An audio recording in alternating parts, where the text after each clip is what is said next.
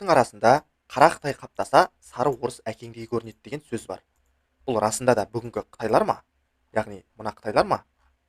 Әлде оған түк қатысы жоқ па? Жалпы қара Қытайлар деген кімдер қара Қытай қаптаса деген сөзді талдап көретін болсақ, бұл бұрынғы, яғни Ляо патшалығы құлаған кездегі солтүстік, мына Қытайдың солтүстігінде құрылған Ляо патшалығының құлағаннан кейін қара Қытайлар деген мемлекет пайда болады, біздің мына Қарахандар жерінде. Сол Қарахандар жерінде пайда болып, кейіннен Орта Азия жерінде үлкен билік еткен болатын біраз уақыт. Ол қара Қытайлар хандық ретінде белгілі. Кейіннен күшліктің Найман күшлік қара Қытайлардағы билікті басып алып, кейіннен Шыңғыс хан келіп бұл жерлерді қайтадан жаулап алған болатын.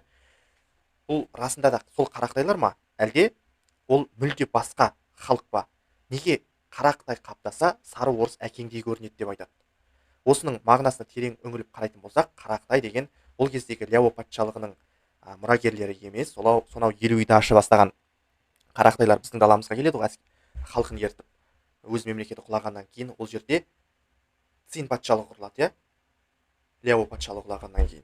Кейіннен Шыңғыс хан империясы құлатады ол Цин патшалығын. Міне, ол қара Қытайлар, ол басқа қара Қытайлар. Өйткені ол жерде текстке қарайтын болсаңыздар, сіздер қара Қытай қаптаса, сары орыс әкеңдей көрінеді дейді. Егер біз қара Қытайларды сол кездегі елу дашы тұсындағы Санжар сұлтанды жеңген Қатуан даласында сол қара Қытайларды есептейтін болсақ, онда ол кезде орыстар біздің даламызға келмеген ол кездері.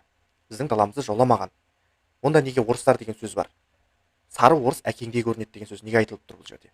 Демек, мәтінге талдау жасайтын болсақ, қара Қытай қаптауы бұл Қытайдың дәл солтүстігіндегі Қытайлардың өзі емес, бүгінгі Қытайдың мына өзі емес, бұл Қытайдың солтүстігіндегі сол Ляо сияқты көшпелі тайпалардың бірі, қидандар сияқты тайпалардың бірі, бұл міне Цзяншоу деп тұр ғой картада. Бұл манчжурлар. Қазір мына кішкентай ғана халық күшейіп Манчжурия құрады осы жерге. Картаны жылжытып жатыр мен қазір. Қараңыздар, міне мынау Цзяншоу. Сол кезде қазір мағынасын түсінетін боласыздар бұл сөздің. Қара Қытай қаптаса, сары орыс әкеңдей көрінеді. Мына күшейді, енді Манчжурия құрылды. Енді ол тек Манчжурия ғана құрылып қоймайды, олар моңғолдарды өз даласына ығыстырып шығарады. Енді Қытайға ауыстырылады. Сөйтіп Цин дейтін патшалыққа айналып шыға келеді. Міне Цин. 10 жыл, мынау 1644 жылғы карта. Енді 1643-ке қоямын. 1642, 1641 кері жылжытып жатырмын картаны. 1639, 1638, 1637, 1636, міне 1635. 1635. Бұлар Манчжурия болып тұрады. Бұл кезде мына манчжур тайпаларының билеушісі әлі Қытай жерінде толық билік етпеген. Қытайдың тек солтүстігіндегі халықтарды біріктіріп жатыр.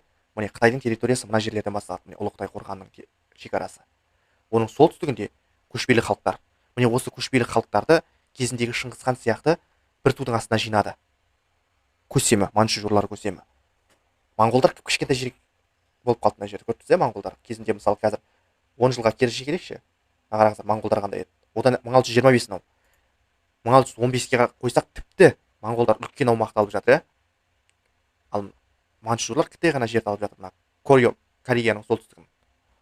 Енді 1625 Манчжурия, енді 1635 Манчжурия үлкен мемлекетке айналды. Айналасында қауіп төндірер мемлекетке айналды. Ұлы Қытай қорғанының солтүстігін алып жатыр.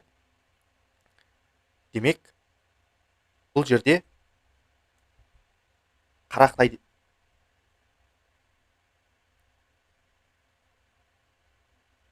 енді қараңыздар, 1635 жыл манчжурлар әлі Қытай жеріне иелік етпеген бұл кездер. Ал 1635 жыл қандай оқиға болды? Біздің даламызда үлкен тарихи оқиға болады. Бұл жоңғар хандығының құрылуы және қазақтарға қауіп төндіруі. Батыр Қонтайшының бастауымен 1635 жылы міне жоңғар хандығы құрылды. Міне қараңыздар, ойраттар болып тұрады, енді жоңғарларға айналды. Көрдіңіздер ғой? Осы кезде келесі жыл 1636 жыл бұлар Қытай жеріне басып кіреді. 1636. Цинский Манчжурия деп тұр. Қытай жеріне үздіксіз оның алдында да шабуыл жасап тұрған болатын бұлар. 1644-тен бастап, 43-44-тен бастап бұлар Қытайға ішкерлі ене бастайды қазір. 43-ке қоямын.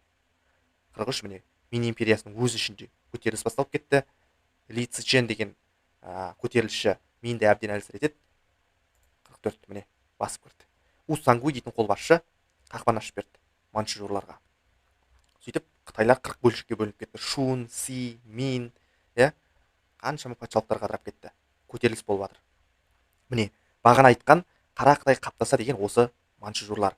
Неге Қытайды ғана жаулап жатыр? Неге біз оны әрі қара Қытай деп отырмыз? Себебі қазір қараңыздар, бұл тек Қытайды ғана жаулаумен шектелмейді. Мына айналасындағы халықтарды бірінен кейін бірін жұтып қояды. Міне қараңыздар, бұнымен де тоқтамайды бұлар. Күшейген үстіне күшейіп, Қытайды толық бағындыруға кірісті. 1683 жылы Қытай жерін толық бағындырды. Енді айналасындағы халықтарға көшеді. Тибеттіктерге, 1693 жылы жоңғарлар да күшейді, Цин де күшейді. Бірақ бұл кездері жоңғар мемлекетінің басшылығында қалдан бошоқтау отыр еді. Ол Цинмен арпалысты, арыстандай арпалысты. Алайда оған өзінің туысы болып келетін Цеван Раптан деген адам көтеріліске шығып тақты басып алады елінде. Бұл мына жақта Моңғол, мына Қытай Цин әскерімен шайқасып жатқан кезде. Амалсыздан бұндай күйікке шыдай алмаған қалдан бошоқтау өз-өзіне қол жұмсады деген деректер айтылады. Өйткені мына қалдан бошоқтаудың тұсында жоңғар мемлекеті Шығыс Түркістанға билігін жүргізген болатын. Шығыс Түркістан жеріне. Міне, қара Қытайлар қаптады, міне, жоңғарлардың қаншама жерін жаулап алды.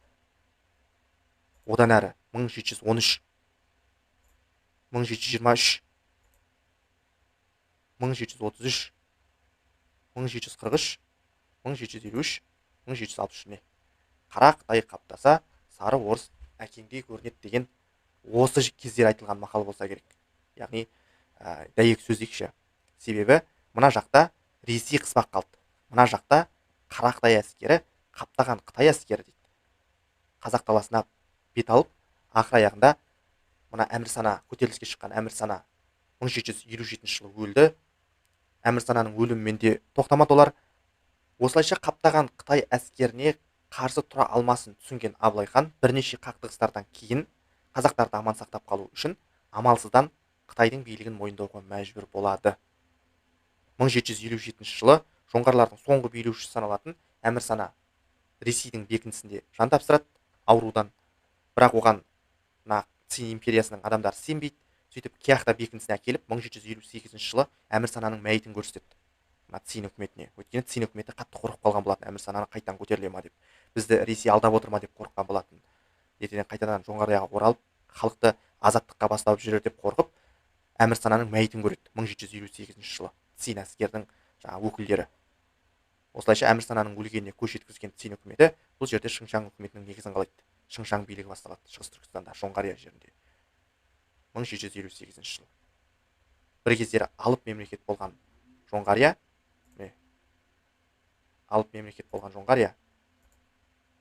Қытайлардың бір провинциясына айналып шыға келеді.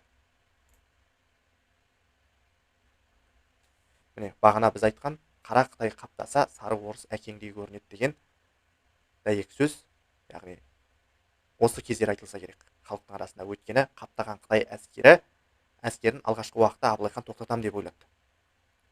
1755 жылдары. Алайда Қытай әскері бірінен кейін бірі келе берді, Чао Хой, Фуде дейтін генералдардың бастамасымен. Ақыр аяғында Цян Лунның әскеріне, яғни Қытайдың билеушісі Цян Лунның әскеріне қарсы тұра алмасын түсінген Абылай хан Қытайлармен енді келіссөзге барады. Келіссөздің нәтижесінде Қытайлардың билігін мойындайды Абылай хан. Сөйтіп қазақтарды аман сақтап қалудың осындай әдісіне барады. Ресейге де бағынды, Қытайға да бағынды, бірақ тәуелсіз саясат жүргізді.